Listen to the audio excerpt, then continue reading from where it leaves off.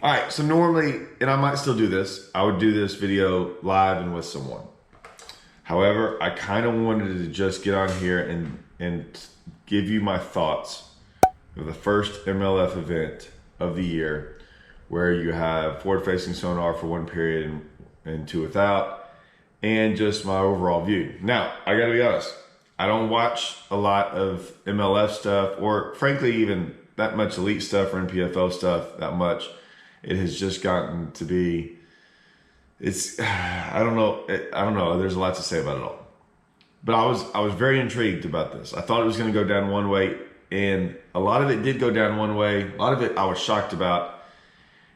And then there's some other parts to it. Now remember, this is my opinion, right? So I'm not wrong. Doesn't mean you agree with my opinion, right? I might be the only one that has this opinion. But my opinion is not wrong because it's mine. So my opinion is right for me. It's why I don't like something or why I do like something. But remember, your opinion is right for you. No one's opinion is ever wrong. Right? Well, sometimes they are. But anyways, at first glance, like when I first turned it on, I was just shocked to see the amount of live scoping going on in the first period. And then how everyone was catching them doing it. And I was like, I initially, I didn't start it, the show, I didn't start it. I started at I don't know what time, 8:39. I was doing other stuff. And I'm like, oh, I forgot. Let me start watching this. So they had already caught fish. It was already going on. And I'm like, oh man, they're catching them. Now remember, I forget how it all goes down at MLF. I didn't even, I knew they did every fish counts. I knew they did, the 5 fish thing at one point in time. I know they had gotten off of the 1 pound and went to a 2 pound thing. I didn't know, right? I didn't know what they were doing this year. So I'm watching it. Now remember, guys, I grew up fishing Lake Livingston from Cold Spring, Texas, right? And then I eventually moved to Cold Spring and lived with my dad there just so I could fish all the time. Conroe was right down the road. Conroe was 30, 45 minutes away. It was basically the closest other lake to me. I didn't start fishing it until I got a little bit older, so kind of in college, but it's right down the road. So we started fishing Conroe. We started doing pretty good out there, won some events. I won my first boat on Conroe. It was a big bass tournament. Went out there and caught a 10 pounder, won a boat. And so, it was, I knew Conroe very well. I fished it last year, me and Russell. We've weighed some 30-pound bags in. I've caught quite a few fish over 10 pounds out there. I know that place, and I know how tournaments are won out there. I know how, I fished with arguably the best fisherman on Conroe, and Russell Cecil. So, he wins every angle of the year out there when it comes to the Tuesday nighters and all the other stuff. So I kind of understand how we think about Conroe and what I would say. I know a lot of the guys that fish out there, a lot. I would say I know how all those guys think. So when I turn it on, I'm like, man, they're catching a lot of fish. On Conroe, we don't catch a lot of fish. We don't catch a lot of keepers. Keepers, okay? A keeper on Conroe is 16 inches. I would say, because we've all known this, so it's hard to catch under 12 pounds on Conroe with 5 fish. Okay, a lot of the fish you catch are not keepers. So we don't, so we'll get into that. So I started watching them. The guy catches a fish and he goes to weigh it. I'm like, that thing's not a keeper. And I weighed it and it was 110. And I'm like, it's not even is that even a 14 incher? Forget the 16, yeah, it counts. And I'm like, what? And so I'm watching this, and I'm watching these guys catch fish. Tons of them. Tons, over and over and over again. And none of them are a lot of them aren't 2 pounds. And then most of them aren't even keepers. And I was going, oh, God, okay. But you got to realize I'm a tournament fisherman. And we all fish Conroe, and those are fish we don't even think about. We're mad we caught it. We don't even go after those. it's just the way we fish out there. So I started watching it, kind of excited to see the new format and everything. And I'm not out here dogging on MLF. It's not what I'm just saying for me, I was going, and then it bothered me. I'm just a guy that gets bothered by fishing stuff. Like it's hard for me to watch fishing when I see things that I just don't like or whatever. And I'm just like, I don't want to watch. I don't mind them catching them. Like you got to catch fish sometimes. But the fact that they're getting scored and I'm going, I don't know what else to tell y'all. I was like, what is going on? And then I started getting text messages. So that day it came on, the text messages started flowing in and phone calls. I was working around the house doing stuff. I had to tell people I got to get on the phone. It was nonstop. And the number one thing people were going, like, I guess I'd made that video with Lee Livesey going, oh, they're not going to really catch them live scope. And like, it's not that great of a live scope lake. Well, it's not in the sense of, well, I guess in that format it was. I just didn't think they were going to wing in a whole bunch of non-keepers. And if you fish that way, and like I said, I just know how everyone else fishes. You got to weigh in 25 pounds to 30 pounds to win out there. Like you weigh in 20, sometimes you barely get a check. And I know some guys did catch over 20. I don't know. This is the other thing. And I'm all over the place. I get it. But I wanted to tell MLF, man, I wanted to see a couple things. One, I wanted to see them break down like their 3 periods. So a guy caught, 28 fish, 1 and 1, right? 28 with forward facing sonar, 1 and 1. And then I wanted to see that, and I'd still like to see their 5 biggest, because I don't know, and maybe they did. I just didn't watch it because I turned it off. Like after a while, like every time they'd weigh in 3 or 4 in a row that were non-keepers, I would turn it off. I'd just be like, this is not what I wanted to watch. And so I was like, okay, whatever. The other text messages were just like after the first period. And the guys were on second and third. And the guys, I guess people forgot how to catch fish without forward-facing sonar. That right there. And then the commentary of the fishermen, I'm not going to get into that, but like some of it was just hilarious.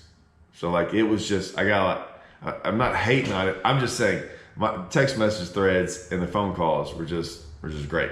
It was great. It was entertaining. That part I did like about it.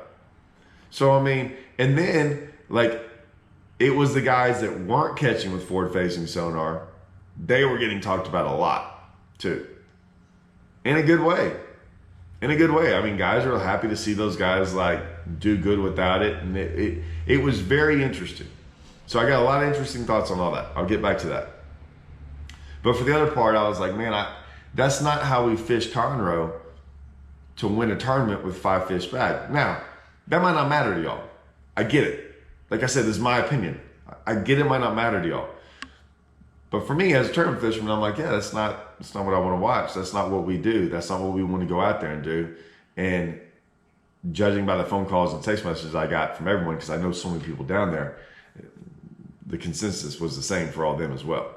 And so the big one was like the non-keepers. They're like, were they weighing all these non-keepers in? So that was the thing. Did they catch them? Yes. The problem with Conroe, or not the problem with Conroe, Conroe's a freaking awesome lake. It's awesome lake. And you can fish it a certain way to where, I mean, I think when we go, we had a tournament over there last year. We might have caught like 20 fish in a day, and we caught like 2 non-keepers. And so we were going after big fish. And a lot of the guys that were doing that were going like catching big ones. Like that's what everyone like. There were some guys out there that caught like 9 fish, had 24 pounds. And that's the other problem is that for me, just for me, I like going out there and catching 50 fish a day if I'm just goofing around. But I mean, I'm always trying to go out there and catch bigger ones. Like I caught a fish yesterday. And this is the picture I took. It's the only picture I took. It wasn't of a 2-pounder or a 110. It was a picture of a giant. That's the pictures I take. That's the ones I care about more. Those are the ones that are more fun. They're more interesting. They're more whatever. And I'm not the guy who goes out there and throws one bait trying to catch one giant all day long. That's not me either. But I mean, I do like, I try to go find bigger fish. I know a guy in the tournament, right? He was out there. Dude's won more than almost anyone. And he was talking to a buddy of mine. He was like, yeah, man, I found a spot, had a couple big ones and stuff. And he was trying to catch them. I think his first one was a 7-pounder. And he's like, yeah, he's getting beat on Score Tracker. He's like, what are they doing over there? They're racking up all these numbers. And so I get that that's the format. That format's still not for me. I just don't, that's not, and here's why. Most of us that tournament fish, none of us go after that. So it's not very relatable to us. That's my opinion on the deal. Next, the amount of people that struggled fishing was so interesting. It was interesting to everyone. I don't even know where to begin with that. I knew it was going to happen. I think it's going to happen every single tournament. I'm just so interested to see how those people adjust to that. Not adjust, exposed. Like, people are going to get exposed to this, and it's going to be very obvious to a lot of people. Now, some people might get mad at this. I don't really care about that. I don't care. I might get a phone call from a guy in the event and going, were you talking about me? I don't know. Don't really care. I'm like, man, it's just blatantly obvious that thing, and this isn't a knock on it. It's, if anything, it's a knock on how good it is. Like yesterday, I went and did it. I went and showed a buddy how to use it all day long. I know, I get it. Now the problem is this. I went and showed him all that. At the end of the day, I went and looked, and I'm just telling you, I'm going back out to the lake tomorrow because I'm about to go smash him without that thing. Without it. I'm about to go smash him. The video will be coming. Trust me. The video will be coming because we are going to smash him. I already know how I'm going to smash him. And I had to pay you $1,000 that there's no way I could go do this. And I already know. We never did it. I'm telling you right now, I'm going to go smash him doing this. So, yeah, I just don't know. It's just guys, it looks like guys forgot how to fish. Some of them. So that's interesting moving forward. I still think MLF did the right thing. I guess I should have put this at the beginning of the video. I still like what they did. I like what they did. I like that they made the tournament and put it in one period. I was shocked that even after one period, you could get up by that much. Like, it was blatantly that obvious, like the disparity of it, the two. So, I don't know what's going to happen. I will say this. I think it's also obvious that because they broke apart caning, that the more people it seemed like they fished caning and caught those fish out there roaming, and I don't think they always roam out there. That's not a big creek. I think they roam up there and then they go in the grass and they do all, I think, fish swim, right? I think the more pressure they put on them out there, it also made it harder up in the grass because I think those fish move in and out. With that being said, this is the one thing, this is the stuff that I think about later on. Like, what are they ever going to do about it? Well, we live in Texas. We have Texas Parks and Wildlife Department. Now, all across the country, they have, I'm sure, these agencies, right? Where it's where you get your licenses and things like that. They can't really do a survey, and I don't even want to say that survey, maybe a test, maybe like how do we record data? How do you do that from someone and all these people? Like, how do you go, hey, that lake is getting 85% more people live scoping, catching fish than these others, and how does it affect the lake? And I'm not saying that it affects the lake, because I'm not that guy. It affects the lake, But remember, all these fish are being let go. So even in tournaments, all these fish are being let go. Even if we put them in a live well and weigh them in, they're getting let go. I don't want to hear all this stuff about them dying, especially in this time of the year. They're not dying. Just get over it. Like, we just had an MLF Toyota Series on Rayburn. They had 0 dead fish. And then there's going to be some guys in the comments going, oh, well, when you let them go, they go die. You don't know that. So I don't want to hear that. That's why all those places that freaking where they let them go are the best places on the lake sometimes, because they're all, right? No. So it's not that. But it was obvious, though, that it made it harder to catch them, in my opinion. And I'm thinking this throughout the lakes. It's harder to catch them on conventional stuff, like conventional fishing without it. And so I think all the pressured fish out there that kept on getting caught, I don't think you catch those fish if they do happen to move up in the grass, right? So I'm wondering if somewhere down the line, like now, MLF is the testing grounds for this, right? So I think they put on there, and I'm not sure MLF did it. I don't know if they want to, but someone's going to do it. I think someone did it, and I don't know if it's true or not, but they were like 80-something fish in the tournament got caught by forward-facing sonar. So they're gonna do, if they keep those records, and I think MLF needs to do this. Why not? MLF, just do this. They need to break those numbers apart by periods and by fishermen and post them. Like, why not? Right? I mean, if they wanted it so bad, all this forward-facing sonar and without it, like, do it. Like, post all the numbers. Let us see the stats. They show stats in every other, basketball, baseball, football, MLF. Do it. That's interesting. I mean, there's a reason guys get baseball cards back in the day, and they look at the batting average and all these things. Put it on there. See how many guys can catch fish doing this and without it, and things like that. And that's a great idea. Take that, MLF. If they did that, also, these agencies might look at that and go, wow, 87% is getting caught by that. That's it. That's a big number. That's a big difference of regular fishing. And they do this across the country. Some biologist somewhere might be like, yeah, we don't like that. Maybe. I'm just saying, because now they're going to get numbers from it. They're going to get testing, because there was no other way to test it. Like, where no one else is doing that. Like, not across the country. So everywhere they go this year, it's kind of testing grounds. Also throwing that out there. Now, what does that mean? I don't know. I'm not the smartest guy. But someone could somewhere go, we like this, we don't care. Or like, I don't know. I don't know what we think of this. Because I don't think that that's a true assessment of what's going on across the country. But it could be in 5 years.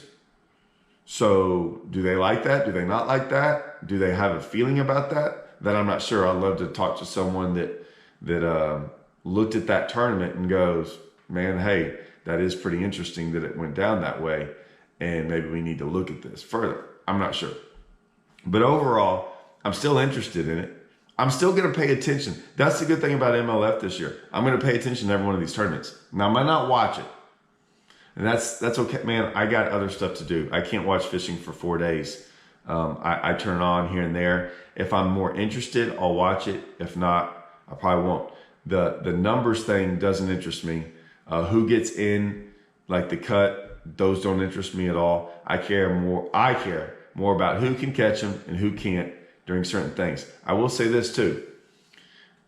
When they zero them out, I've never been a big fan of that, because I think a 4-day tournament is a 4-day event. And if you know how to catch them for 2 days and smash on them, and you catch them that big, that you don't have to catch them as good the other days. Like, you've built a cushion. I like that part of it. So I don't like zeroing it out. And it kind of feels like, and I've always said this, like, I'm not going to say, there's a guy out there who's never really won a big event. Well, hold on, let me take that back. He's won a ton of big events. Tons. He's just never beat a full field. There's a guy out there that's won a ton of big events but never beat a full field. No one thinks about this stuff but me. I think about it, and I'm just like, well, he's never won this, but he won a classic. The classic wasn't a full field. He's never won this, but this wasn't. And in MLF, in my opinion, the way it's set up now, you're not beating a full field. This is going to be crazy take, right? I've never shared this. And if you're watching this long, you got it. Maybe I'll have to make another video on it. Think about this. You're just trying to make the cut.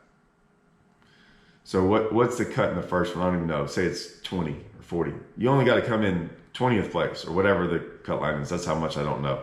Whatever the cut line is. That's all you got to do is be better than average. And then once you make that, you got to make the next top 10, which is like, say it's 20, and I guess now you make next cut, which is 10. You just got to be in the top 10. You don't have to win, just top 10. So you haven't had to win anything yet. And then all of a sudden, one day, it's a 1 day deal or a 2 day, however many, but you're not fishing against a full field. Then you only got to beat those guys. You start over and you only got to beat those guys. It's not a full field when you win an event. It's just not. Maybe this goes crazy. I don't know. Maybe people are looking at me like, what is he talking about? But I'm just saying, it's not a full field. Because you're just making cuts. You didn't have to beat the full field at that time. You just had to do better than the full field, like better than average. And then it was a 1 day shootout against 10 guys, or 2 day shootout. I don't even know what they did, but I know it's not the full field. Just saying, the Classic's not a full field. Bassmaster Classic's not 100 and something guys. It's 50 or 55 or whatever it is. It's not a full field. I know it's the best. It's just not full field. I'm just saying. That's why them guys going out there and winning an open with 230 guys, that's 3 days, and it's not going, well, you had to make the cut. Yeah, you had to make the cut, but you kept the weights the whole time. You kept the weights the entire time. So yeah, it's different. It's different. Trust me. And so there you go. I don't know. NPFL is the closest, I guess, because they keep all three. They keep everyone in there throughout the entire thing, all 3 days. Chances are it's very hard to win from 10th place, although it's happened.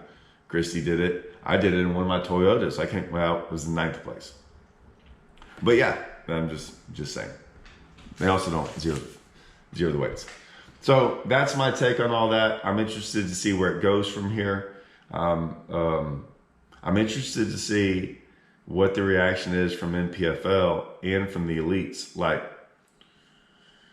will the coverage be as good? I got to do more videos on this because there's still another take. Is I would watch it more. There's got to be a part 2 coming. There's going to be a part 2. I forgot a couple things. And part 2 tomorrow. Let's get ready. I forgot the storylines, people using different baits and doing different things. That's the part that I didn't even tell you all the part why I wanted to watch it. That's the other part. That's the stuff that I used to like. That's the stuff that I was very interested in. And we don't get that anymore. And so let's go with that part 2 tomorrow.